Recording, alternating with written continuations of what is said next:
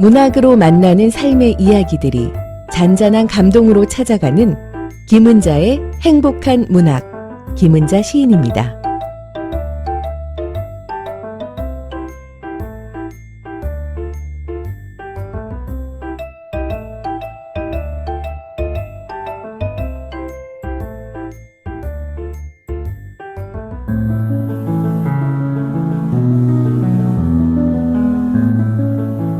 김은자의 행복한 문학.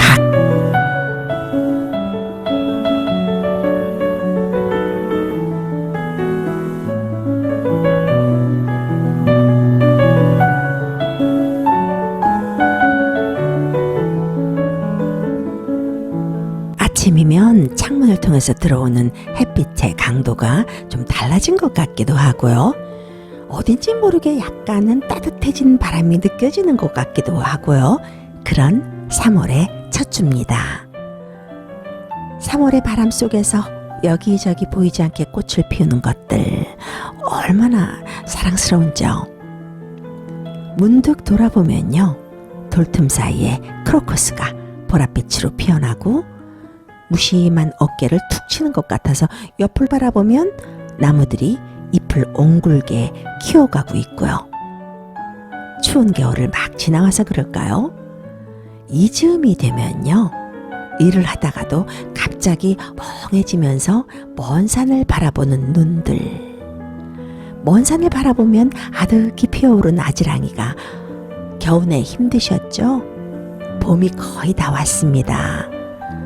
그렇게 손을 흔들어 주는 것 같은 3월의 문턱에서 문학으로 삶을 나누고 문학으로 행복해지는 행복한 문학의 김은자 인사드립니다. 여러분들은 3월 하면은 무엇이 가장 먼저 떠오르시나요? 3월 하면은 아무래도 우리 민족은 아무리 세월이 흘렀다 해도요, 가장 먼저 떠올리는 것이 3.1절이 아닐까 합니다. 한국 같은 경우는 개학식, 입학식, 졸업식이 다 3월에 있죠. 우리가 사는 뉴욕은 좀 다른 것 같기도 해요. 3월이라고 해도 때로는 눈, 종종 비, 때때로 안개, 벼랑간 뇌우, 꽃잎 위에 흰눈, 이렇게 종잡을 수 없는 날씨가 뉴욕의 3월이기도 합니다.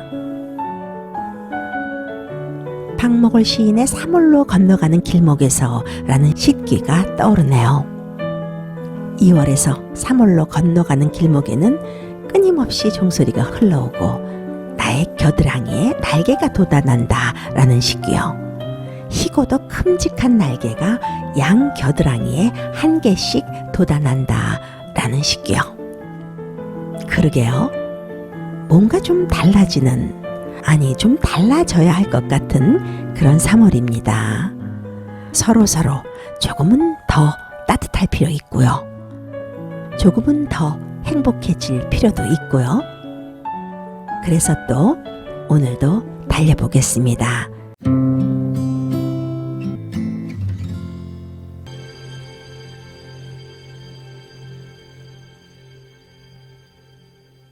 좋은 수필을 한 편 읽고 나면요, 나무 한 그루를 심어 놓은 것 같은 그런 마음이 들 때가 많이 있어요. 어려운 시간을 지나가는 힘이 되어주기도 하고요. 삶의 지혜가 되어주기도 합니다. 행복한 문학, 이 시간에는요, 문학의 여러 장르를 통해서 행복해지고 든든해지는 시간입니다. 오늘 여러분들에게 소개할 수필은요, 반숙자 수필가의 설거지와 갱년기라는 수필입니다. 편안한 마음으로 눈 감고 들으셔도 좋고요. 또 일을 하시면서 들으셔도 좋겠습니다. 반숙자 수필가의 설거지와 갱년기를 들으면서 우리의 삶을 함께 공감해 보겠습니다.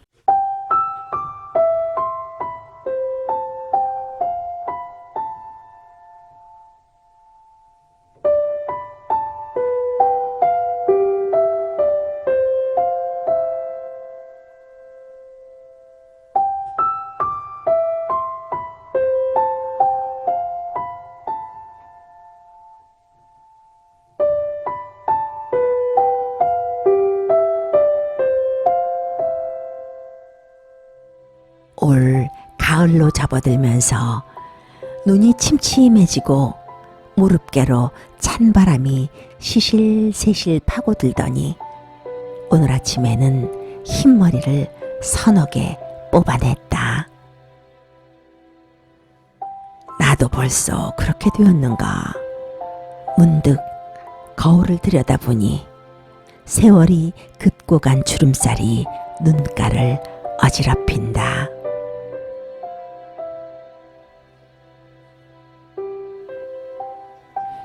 그래서 그런지 저녁 식사가 끝나고 나면 노곤해져서 설거지하기가 죽기보다 싫다. TV는 연신 연속극이 나오고 궁둥이는 천근처럼 내려앉아 허리를 꼬노라니 객지에 공부하러 간 막내가 상을 버쩍 들고 나가며 엄마도 이제 갱년기인가 봐? 한마디 내던진다. 오냐, 갱년기다. 너도 늙어봐라. 나는 건성으로 대꾸하며 나가야지 벼르다 보니 연속극은 끝이 났다. 주방에 나가보니 어느새 나왔는지 부자가 두 팔을 걷어붙이고 부산을 떠는 폼이 가관이다. 개수대는 세제의 거품이 부글부글 부풀어 오르고 바닥은 질퍽하니 물범벅이다. 씻고 또 씻는 막내 얼굴에는 비누 거품이 방울진 채 있고 그이는 쇠타 앞자락이 다 젖어 있다. 내가 개면쩍고 미안하여 안절부절 못하자 부자가 합창하듯 갱년기 나으리 시원하시겠습니다 라며 정중히 허리를 굽혔다. 이래서 우리는 자주 웃는다.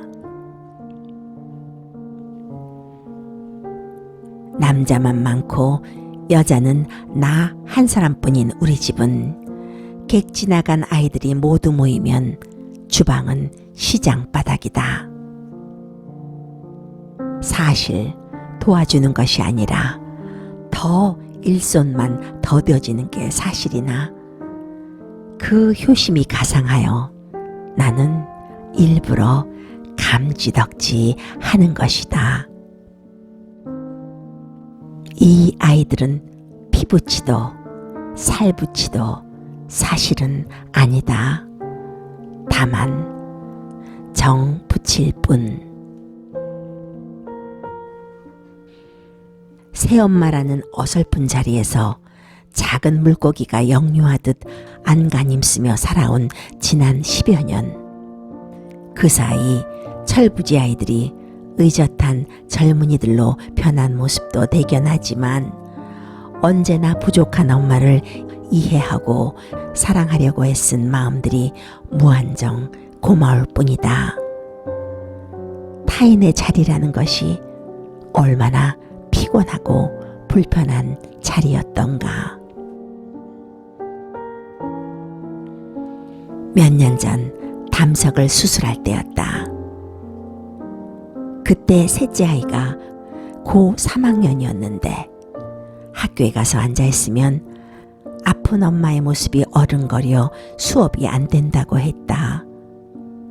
수술실로 실려가는 침대머리에서 내 가슴에 제 얼굴을 비비며 엄마 죽지 마. 꼭 살아나야 해. 애원하는 아이 때문에 병실 복도가 모두 울음바다가 되었다. 나는 두 눈을 감고 하느님께 간절히 기도했다. 저 간절한 사랑을 지켜주시라고. 무엇이 저 아이들과 나를 이렇듯 꽁꽁 묶어 놓았는가? 세월인가? 아니면 인연인가? 가만히 생각해보면 보다 더 큰 것은 정이다. 미운 정, 고운 정이 쌓이고 쌓여 이렇듯 아름다운 사랑으로 피어나는 것.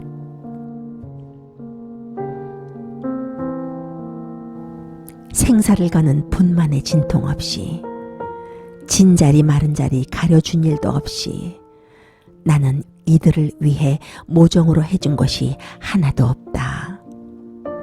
다만 있다면 정신적인 지주가 되려고 노력했을 뿐, 항상 반성하고 자문하며 조심스럽게 지내고 보니 이제는 위로 인자하신 시부모님과 자상한 아이들 아버지께, 그리고 언제나 마음의 짐을 덜어주는 시누이에게 감사의 연만 샘솟는다. 어제 낮에는 텅 빈 집에서 솔베이지 노래를 들으며 무한정 울었다. 창밖에는 나뭇잎이 와르르 와르르 떨어져 쌓이고 중년의 공원은 솔베이지의 한처럼 나를 흔들어 놓았다. 나는 가끔 음악을 들으며 이렇게 눈물로 씻어내리고 나면 내 이성은 맑게 여과된다. 고뇌에 찼던 젊은 날들이 한 켜씩 여과되고 나면 나는 조금은 슬픔에서 또 애착에서 자유로워짐을 느낀다. 이 무한한 자유를 위해서 망각의 술잔으로 입술을 적시며 나를 얽어매고 있는 일상의 애증을 하나씩 잊어먹기로 했다. 용서하고 용서받으며 그렇게 살아가노라면 고숭의 뼛속에 사리가 남듯이 내 영혼 밑바닥에는 순수한 사랑만 고일 게 아닌가. 주방 쪽이 왁자지껄하다. 옆에서 허리를 주무르고 안마도 해주던 아이들이 엄마 글 쓰는데 야식 대접한다고 나간 지가 꽤 오랜데 냄새만 피우고 소식이 감감하다. 가스불에 손이나 데이지 않았는지 나가봐야지 봐야지 벼르면서 계속 펜만 놀린다. 요놈의 갱년기가 낙제생 엄마를 만드는구만. 나는 벌떡 일어났다. 주방은 음식 백화점으로 변해 있었다. 엄마 모터로 나오세요? 자, 이제 진상합니다. 둘째, 셋째, 막내는 각자의 특기를 10분 발휘해서 새까맣게 태운 카스텔라 한 접시, 질벅질벅한 호떡 한 접시, 와장창 깨넣은 계란 부침 한 접시, 따끈따끈한 커피, 그야말로 진수성찬을 들고 들어왔다. 자, 갱년기 여사님, 실컷 잡수고 좋은 글 쓰세요. 오냐, 알았다. 설거지는 내사 모른다 카이. 갈갈 웃다 보니 내 눈 꼬리엔 눈물방울 2개가 대롱대롱 매달려 있었다.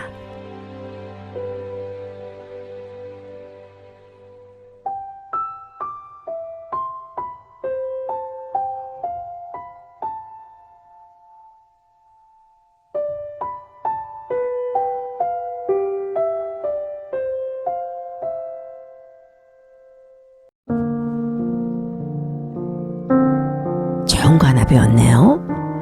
그러니까 갱년기가 여자들이 설거지 안 해도 되는 그런 큰 이유가 되는 거였네요.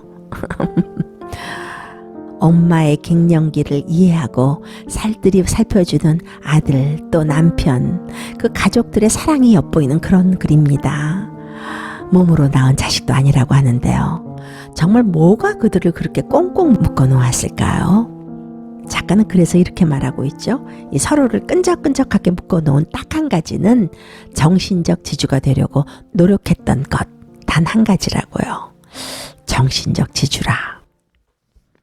글쎄요, 그게 뭐 아무렇게나 해서 되는 건가요? 시간 지난다고 되는 것도 아니고요. 사랑하고 참고 가르치고 함께 울고 함께 웃고 또 배워주고 또 인내하고 배려하고 다시 또 함께 일어나고 또 사랑하고 뭐 그런 모습을 볼 때 피보다 진한 정신적 지주 소울메이트가 될 수 있었던 거겠죠. 마지막 문장이 정말 수필의 따뜻한 분위기를 연출해주면서 작가는 참 행복하게 살아간다. 나도 저렇게 살아가고 싶다. 라는 생각을 하게 하는데요. 갈갈 웃다 보니 내 눈꼬리엔 눈물방울 2개가 대롱대롱 매달려 있었다. 라는 문장요. 웃음 속에 울음, 울음 속에 웃음이 느껴지는 그런 수필이었습니다. 이 글을 쓴 반숙자 수필가는요. 1939년 충북 음성에서 출생했습니다. 청주교대와 청주대학교 행정대학원을 졸업했고요. 초등학교 교사로 아이들을 가르친 분입니다. 1981년 한국수필의 몸으로 우는 사과로 데뷔했고요. 현대수필문학상, 한국자유문학상, 월간문학 제1회 독리상, 조연현 문학상 등을 수상했습니다. 수필집으로는 몸으로 오는 사과나무, 그대 피어나라 하시기에, 가슴으로 오는 소리 등 여러 편이 있습니다. 반숙자 수필가의 중심엔 언제나 사람이 있는 것 같아요. 그래서 그런지요, 글이 참 따뜻한 글이 많습니다. 그만큼 일상과 친숙한 글을 많이 쓴다는 얘기죠. 꾸준한 자기 성찰을 통해서 감동 있는 글을 쓰는 수필가입니다. 수필이 생활 이야기, 살아가는 이야기, 뭐 그렇게 편한 이야기다 보니까요. 에세이가 너무나 쉽고 난무한 요즘입니다. 그런 현대에서 문학으로서의 수필, 예술로서의 수필을 보여준 수필가이기도 합니다.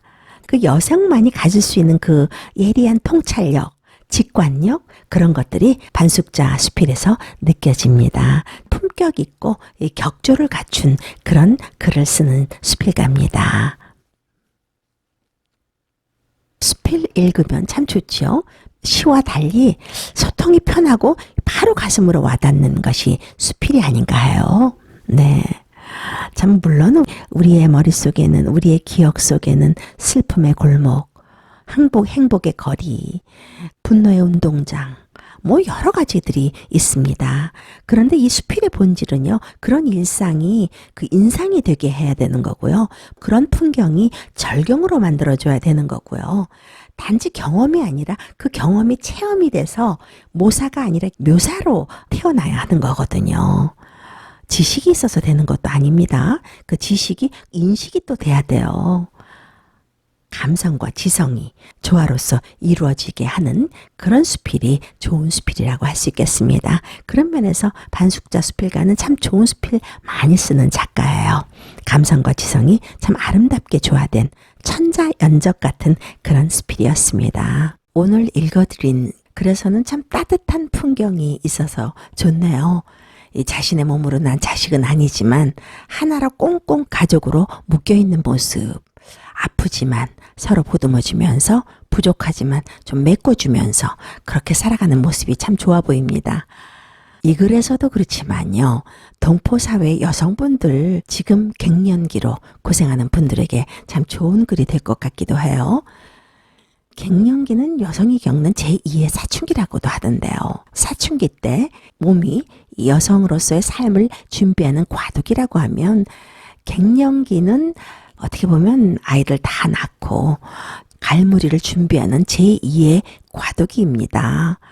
순하게 넘어가면 좋겠지만 여성 호르몬의 감소가 뚜렷하게 나타나면서 많은 분들이 불면증, 얼굴이 후끈후끈하면서 추운 한겨울에도 열이 나서 너무 더워서요, 창문을 활짝 열어놓기도 하고 그런 분들도 있습니다.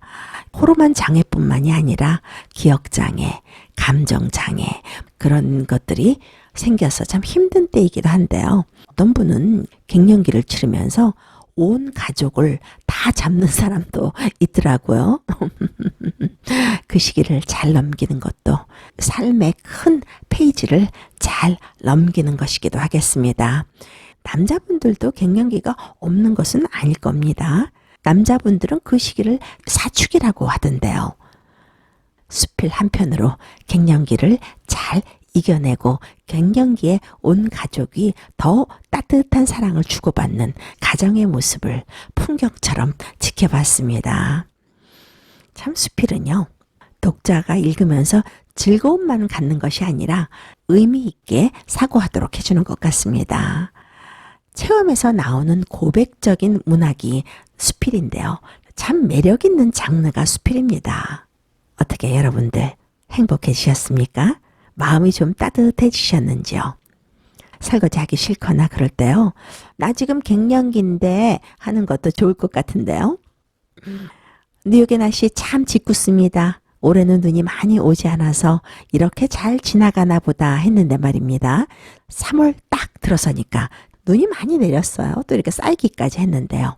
겨울이 그냥 물러가고 싶지 않나 봅니다. 뭐 그래도 어쩌겠어요. 봄이 이만치 와 있는데요. 여러분들과 함께하는 사이에 시간이 또 저만치 흘렀습니다. 문학 이야기, 살아가는 이야기, 행복한 문학 여기서 인사드리겠습니다. 김은자였습니다.